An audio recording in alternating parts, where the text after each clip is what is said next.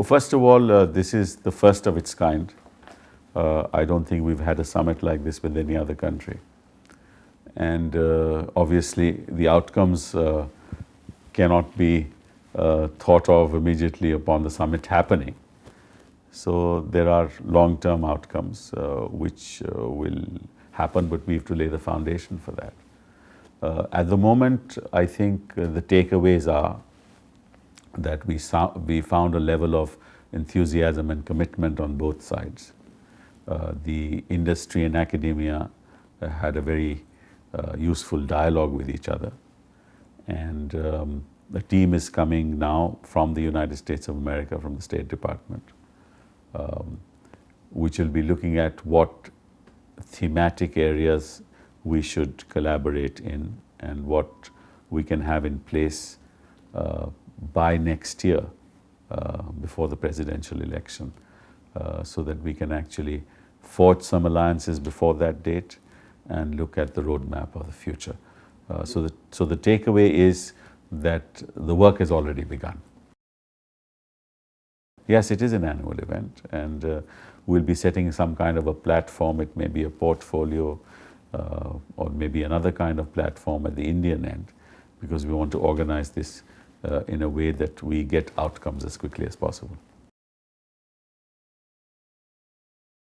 Well, at the moment, let's see this. We have very strong partnerships with many other countries through different mechanisms. We have a strong partnership under UKRI with England. We have a strong partnership with Australia, with the Scandinavian countries, with Germany. So there are very ongoing strong partnerships, but this is a different kind of roadmap that we have adopted with the United States, because I think we have, 1 million graduates over the years in the United States itself who have graduated from universities here. There are a lot of faculty people who are of Indian origin, who are living here. There are a lot of people who have contributed to the economy. And as the center of gravity of economic activity shifts towards our part of the world, obviously there are gains for both sides to be had, and that's what we are trying to look at.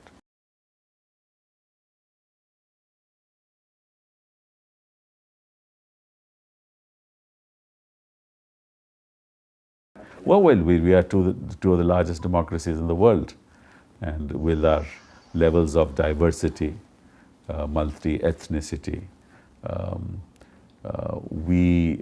I think will be able to demonstrate to the world that collaboration between the two largest democracies at the student-to-student level can produce phenomenal results for the good of the world, both in terms of through research, as well as producing very high quality graduates who in turn then contribute to national wealth, which then gets translated through goods and services into the market.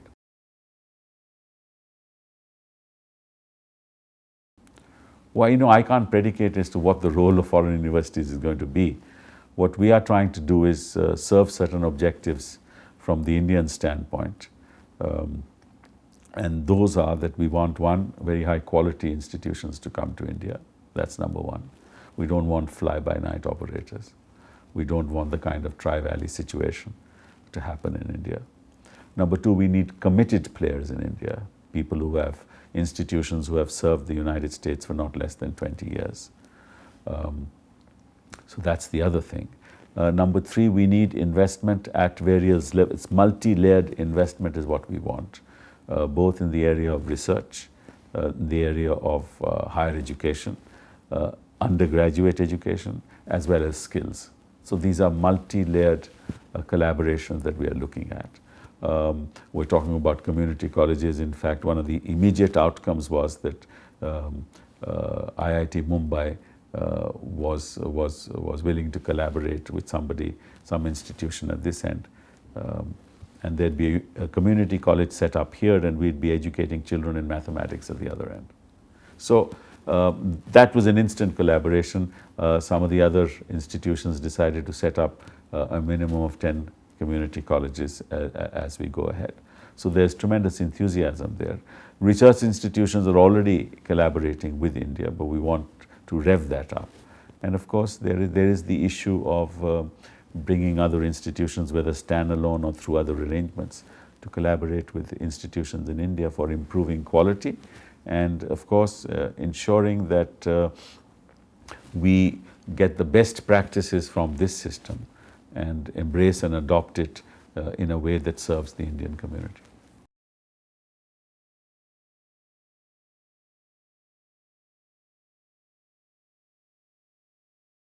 Well, I don't know, but that's again a speculation that's always put to me.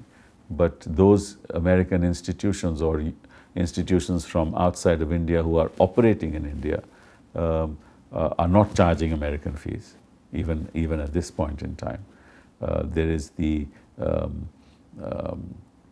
Indian Business School, which is a management institution which doesn't grant degrees because it has no power to grant degrees.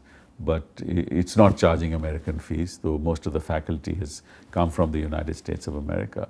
But the reason why American fees is a misnomer in India is because the ecosystem in India is much different, in the sense that the cost of infrastructure and the cost of services in India is much less. And therefore, to even ask that question, that they will be charging American fees, is really begging the question, because they cannot.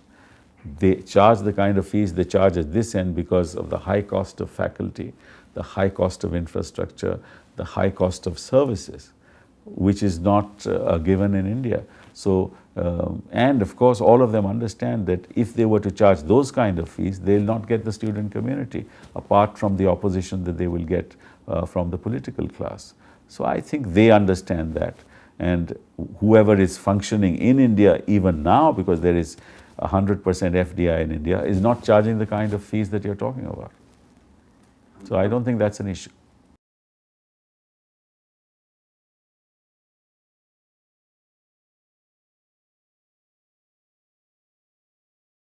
Well, you ask the industry and ask those who are functioning in India and doing business in India. They say we have the jobs, but we don't have the human resource. And you are asking the opposite question, that you will have the human resource, of where are the jobs? The jobs are there. There is no human resource. So there is, if we're going to grow at 8% for the next 10, 15 years, 8 to 10%, the jobs will be go a-begging. And if we don't educate our people and increase the gross enrollment ratio, we will have the jobs and we will not have people to fuel the economy. In fact, the danger is the other way around.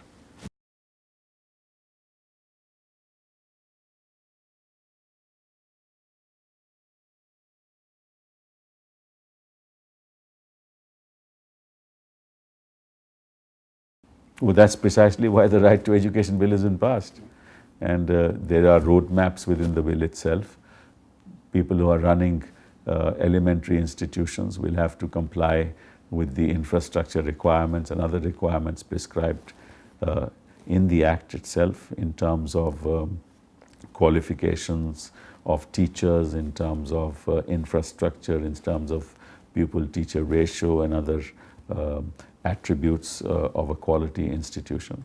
And we've given 3 years' time for all existing institutions to comply with those conditions. So the Act is just 1 year old, and therefore you don't expect things to happen overnight. As far as qualifications of teachers are concerned, we've given a window of 5 years. So obviously, when an Act is passed, it takes a year for the Act to be fully understood and the beginning of the vision in the Act to be realized. But I think it will take a period of time before it is fully realized.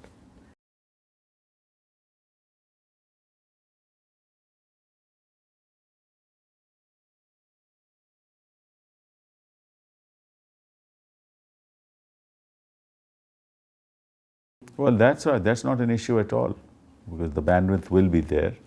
I think the connectivity would be 1 gigabit under the National Knowledge Network. 1 gigabit under the National Knowledge Network will be provided. That's a commitment. And of the 604 universities, I think more than 200 universities have already been connected. So this is not something that's going to happen in the future. It is happening now. And 5,000 to 7,000 colleges have also been connected of the 31,000 colleges.